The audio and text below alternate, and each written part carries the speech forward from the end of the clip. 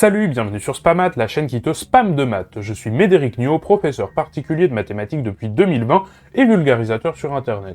Je te propose aujourd'hui un exercice de niveau terminal, un peu corsé quand même, donc c'est bien de le voir aussi en bac+1.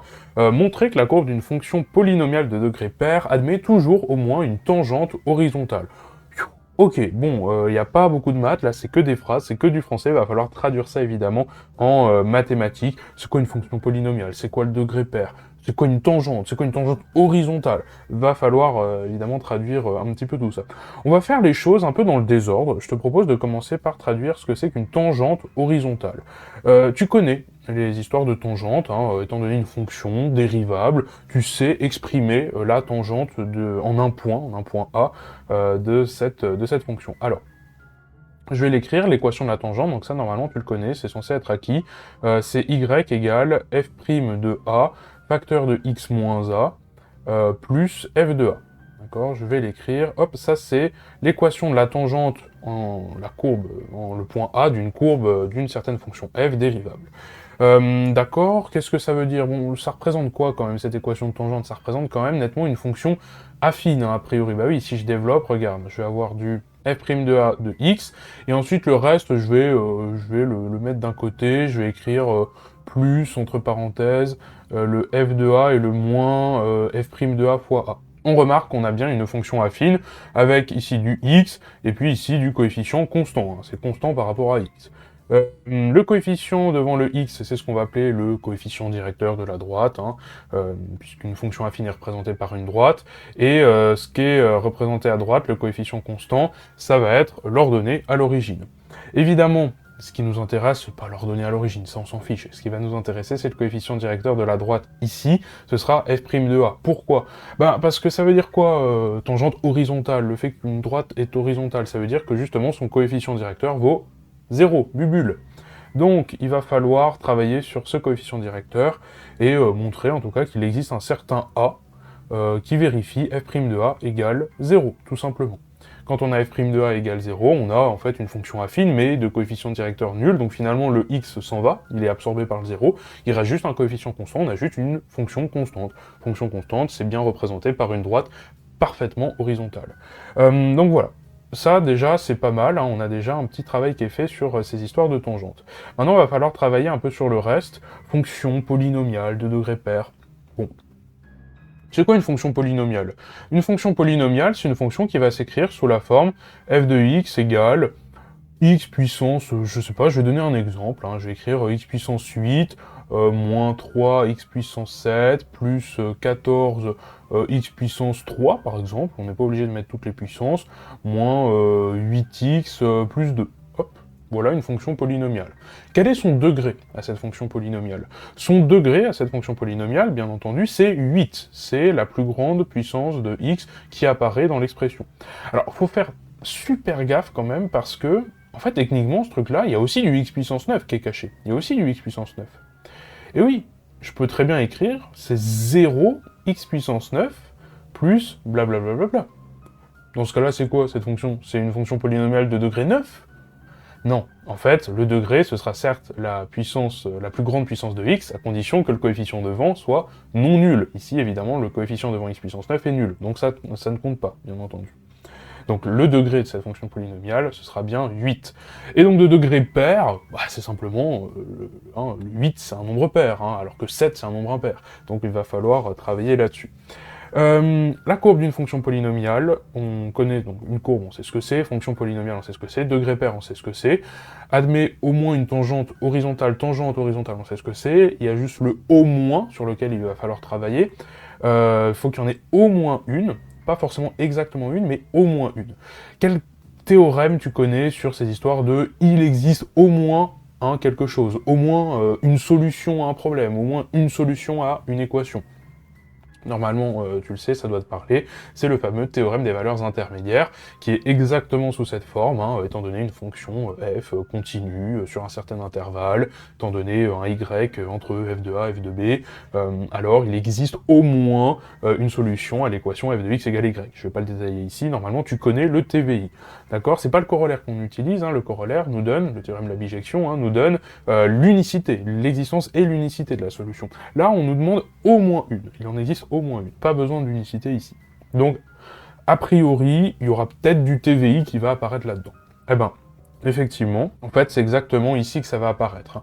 On va travailler sur, non pas sur f, mais plutôt sur f', et on va montrer qu'il existe effectivement au moins un A, qui vérifie f' de A égale 0. C'est exactement là-dessus qu'on va travailler. Et pour ce faire, on va déjà regarder cette histoire de dérivée, parce que pour l'instant, on a f, une fonction polynomiale de degré pair, il va falloir travailler sur f'. Alors, on va regarder ce que c'est déjà ce f, et après on dérive. Fonction polynomiale de degré pair, on va prendre un cas, on va essayer de prendre un cas général, parce que là, pour l'instant, on a juste traité un cas, juste des cas particuliers. Fonction polynomiale de degré pair, je vais te donner l'expression générale d'une fonction polynomiale de degré pair. En fait, on va l'écrire avec le symbole sigma, je vais l'écrire parce que c'est peut-être pas forcément au programme, tous les profs ne l'enseignent peut-être pas, mais c'est quand même bien que tu t'habitues à ce genre de notation, parce que dans le supérieur, tu vas souvent l'utiliser. Le symbole sigma, c'est juste pour représenter une somme de plusieurs trucs qui dépendent d'une certaine variable qu'on va appeler un indice, d'accord, avec un indice qui va varier entre deux bornes. Donc ici, le k va varier entre 0 et n.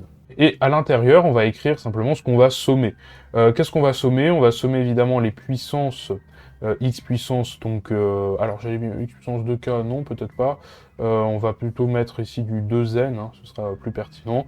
Hop, c'est pair, hop, x puissance k, et évidemment, hein, ici, un ak devant, puisque ça va être le coefficient du x puissance k. Ici, on a une fonction polynomiale de degré pair. Et oui, c'est quoi le degré de cette fonction? C'est 2n, d'accord? C'est la plus grande puissance de x, puisque quand k prend la valeur 2n, qui est la plus grande valeur, eh bien, évidemment, on a du x puissance 2n ici, et donc c'est la plus grande valeur. Attention, hein, il faut préciser que ak est non nul quand k vaut 2n, d'accord? Bon, ça on peut le préciser, ça change pas grand-chose, donc a2n en indice hein, est évidemment différent de 0, pour bien pouvoir parler du degré, pour bien dire que le degré c'est 2n. Ok.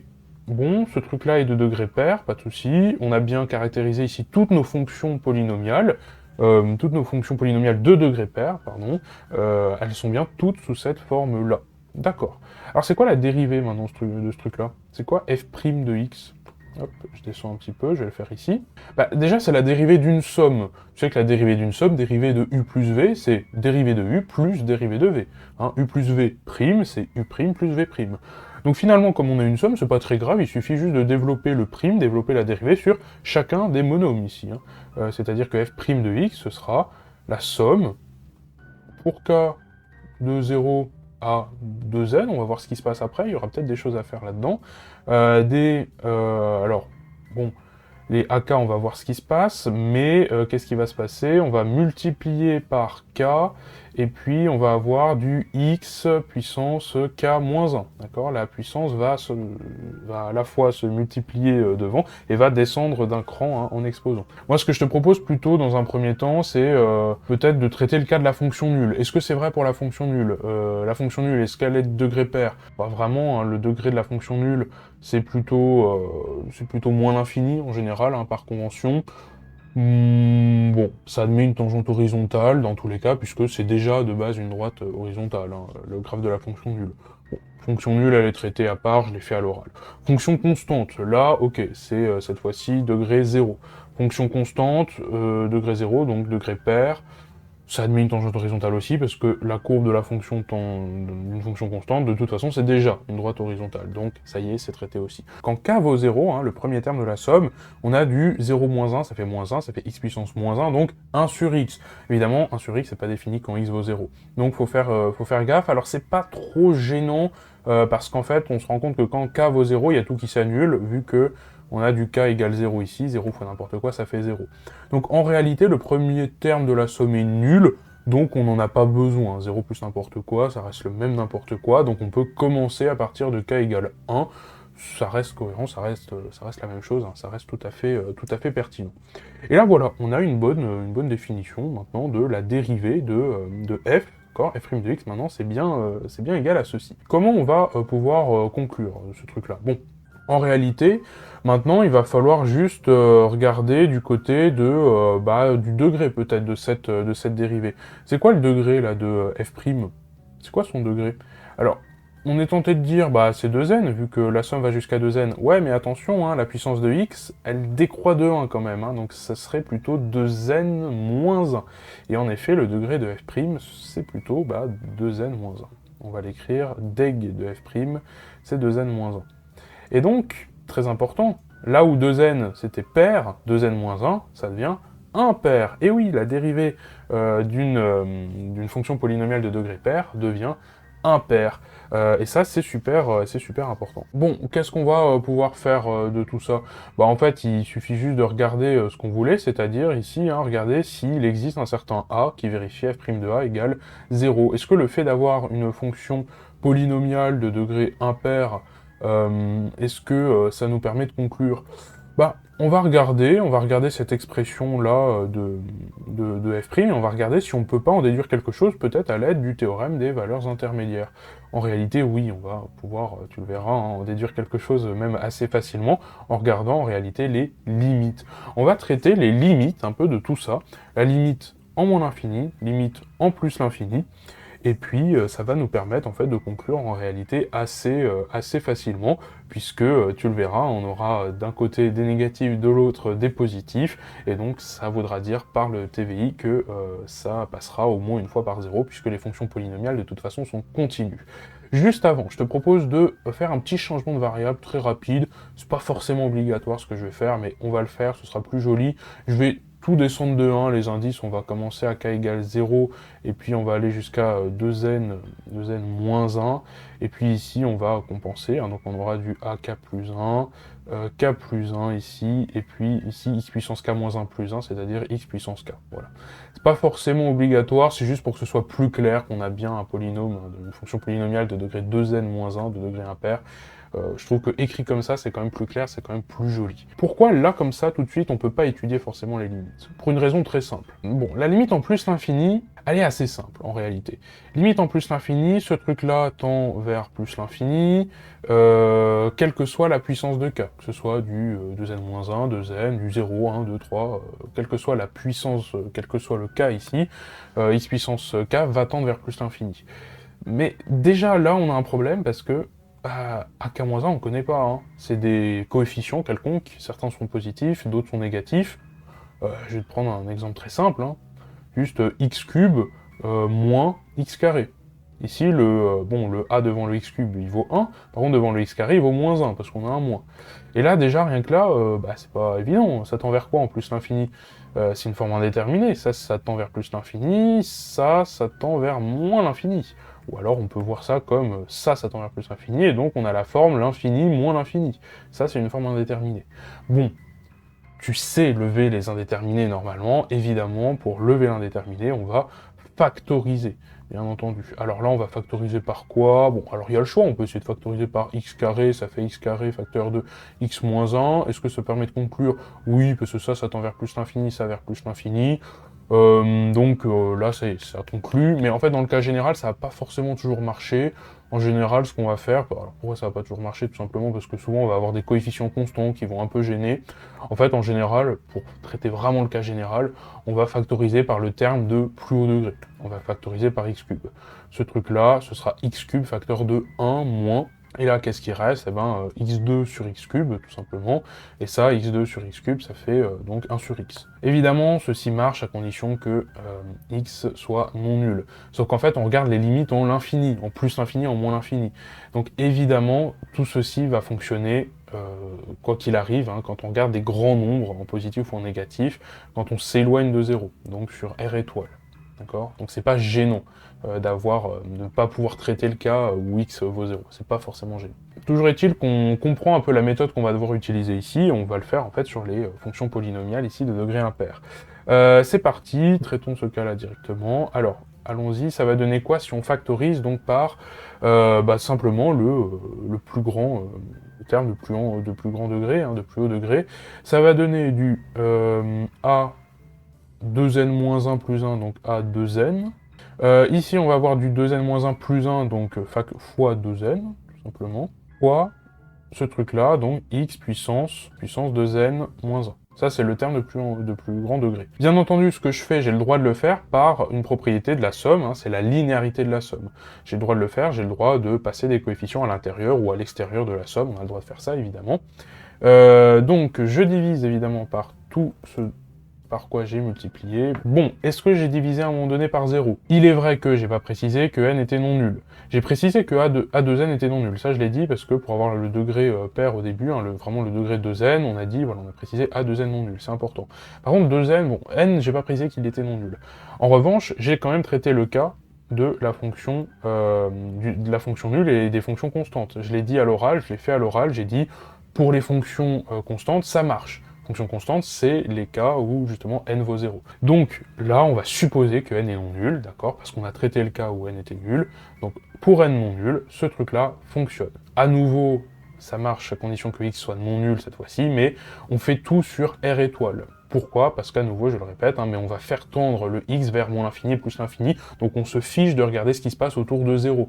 On va regarder pour des grands nombres. Donc x est non nul aussi. Tout ça, voilà, c'est évident, je l'ai dit à l'oral, mais il faut le dire, hein, ça fait partie quand même des arguments à donner quand même malgré tout, pour être rigoureux.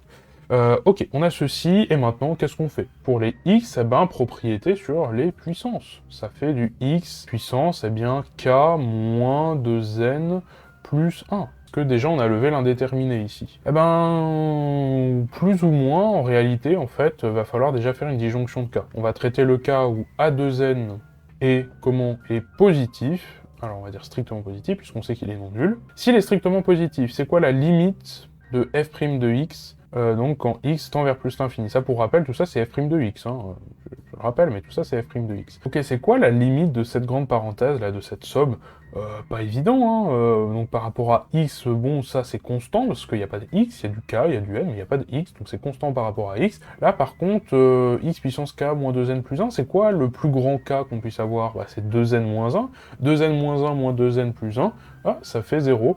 Donc ça s'annule, l'exposant s'annule, donc on a du x puissance 0, qui est une constante, donc un x puissance 0, ça fait 1. Donc voilà, on va sortir en fait ce terme-là. Tu vas le voir, je vais mettre ici, plutôt que 2n moins 1, je vais mettre du 2n moins 2, et on sort le terme 2n moins 1, donc ça fait du A2n au numérateur, facteur 2, alors k plus 1, ça fait donc 2n moins 1 plus 1, ça fait encore 2n, sur, bah ça tombe bien, A2n fois 2n, ça sort, hop, ça fait 1, tout ceci fait 1, il nous reste juste du x puissance, x puissance, ce truc-là, donc ça faisait 0, d'accord, hein, 2n moins 1 moins 2n plus 1, ça faisait 0, x puissance 0, ça fait 1, il reste juste 1. Ah, formidable. Il reste 1 plus une grande somme. D'accord, c'est intéressant. Pourquoi c'est intéressant? Si on arrive à prouver que cette somme vaut 0, on a un truc qui tend vers plus l'infini, fois 1. Est-ce que ça tend vers 0, cette somme, justement? Eh ben, oui, ça tend totalement vers 0. Pourquoi ça tend vers 0? Parce que, regarde, ici, c'est quoi? C'est x puissance k moins 2n plus 1, mais le k, il est plus petit, strictement plus petit, que justement que le fameux 2n moins 1 qu'on voulait. Hein. Peut-être que je devrais parenthéser tout ça et écrire vraiment entre parenthèses le 2n moins 1. Je vais l'écrire comme ça, pour qu'on voit mieux ce qui se passe. Mais le cas est strictement plus petit que 2n moins 1. Ce qui fait donc qu'on a un exposant négatif. Un exposant négatif, ça veut dire que c'est en gros c'est une fraction avec le x au dénominateur, en gros. Hein. Ce sera un truc de la forme peut-être 1 sur x, 1 sur x carré, 1 sur x cube. Ce sera cette forme-là. Hein. Et ça, évidemment, ça tend vers 0 quand x tend vers plus l'infini. Donc tous les x puissance quelque chose ici tendent vers 0. Multiplier un truc qui tend vers 0 par une constante par rapport à x, ça c'est constant. Hein. On sait pas combien ça vaut, mais on s'en fiche, c'est constant. Une constante fois 0, ça fait 0. Et une somme de 0, ça fait 0. Une somme finie, en tout cas de 0, ça fait 0. Et ben voilà, c'est fini. On a toute cette somme qui tend vers 0 quand x tend vers plus l'infini, et donc finalement, tout ce qu'il y avait dans les parenthèses, ici, ça tend vers 1 plus 0. Et donc finalement, la limite de f' de x en plus l'infini, c'est plus l'infini. Quid de la limite en moins l'infini? Même raisonnement, hein. Vraiment, c'est quasiment la même chose. C'est juste simplement que, bon, en moins l'infini, il y a juste une petite subtilité, c'est que on a une fonction impaire, hein. Enfin, en tout cas, une fonction de degré impair. Donc, en moins l'infini, attention, hein, ça va plutôt tendre vers moins l'infini, d'accord? C'est positif ici, ça c'est positif, là ça tend vers 1, là ça tend toujours vers 0, donc ici on aura plutôt du moins l'infini. Et maintenant pour A2n strictement négatif cette fois-ci, en fait ce sera le même raisonnement, ce sera vraiment exactement la même chose, mais cette fois-ci dans l'autre sens. C'est-à-dire que la limite en moins l'infini, ce sera plutôt plus l'infini. Pourquoi? Bah, c'est juste à cause du signe en fait du A2n qui est devant, hein. Juste qu'on a multiplié en gros par du moins, donc règle des signes, moins par moins plus. Et puis bah, la limite en plus l'infini, ce sera au contraire du moins l'infini. J'ai juste à mettre un plus ici. Et voilà, c'est terminé, on a traité tous les cas possibles en fonction du A2n. Ok, très bien. Qu'est-ce que ça nous dit là sur notre fonction f'? Théorème des valeurs intermédiaires. On a f' qui est continu sur un intervalle. Quel intervalle? Bah évidemment sur moins l'infini plus l'infini. Est-ce qu'il nous faut autre chose pour l'appliquer? Bah oui, il nous faudrait quand même le 0 qui appartient bien à l'intervalle formé par les limites en moins l'infini plus l'infini, bien ordonné, et pour le coup, bah, les limites, c'est justement aussi moins l'infini plus l'infini. 0 appartient bien à l'intervalle moins l'infini plus l'infini, et donc on peut appliquer le TVI sur cette fonction f' et sur 0. Ça veut dire qu'il existe au moins un x, au moins un A, on va utiliser les mêmes lettres que dans l'énoncé de départ, hein, c'était un A avec les équations, ici les équations de la tangente. Il existe au moins un A tel que f' de A égale 0. C'est terminé, tu vois qu'on a traité tous les cas et on a pu appliquer le TVI cette fois-ci, donc de façon assez rigoureuse, sur f'. Qu'est-ce que ça veut dire? Donc si on résume, ça veut dire que notre équation de la tangente, ici, admet bien, pour un certain A, il y a bien un point où l'équation de la tangente nous donne une fonction constante, hein, donc finalement nous donne simplement une tangente horizontale, et c'est bien justement ce qu'on voulait hein, pour les fonctions paires. Les fonctions polynomiales de degré pair en tout cas. Et voilà, c'est terminé, correction d'exercice finie, j'espère que cette correction t'a plu. Si c'est le cas, n'hésite pas à me le faire savoir avec un petit like, un commentaire, un abonnement, partage aussi sur tes réseaux sociaux. N'oublie pas, hein, mais je suis avant tout professeur particulier de mathématiques, donc si tu as besoin d'un accompagnement personnalisé, tu peux découvrir mes offres de cours particuliers, cours collectifs, stages intensifs, formations sur mon site internet medematic.fr, dont le lien se trouve dans la description et en commentaire épinglé. Et puis si tu n'as pas tout compris à ce qu'on a fait aujourd'hui, parce qu'on est allé un peu vite, c'est normal, n'hésite pas à poser des questions en commentaire, c'est là pour ça, et j'essaierai d'y répondre. Merci, et on se retrouve dans la prochaine correction d'exercice sur Spamat. À la prochaine, salut!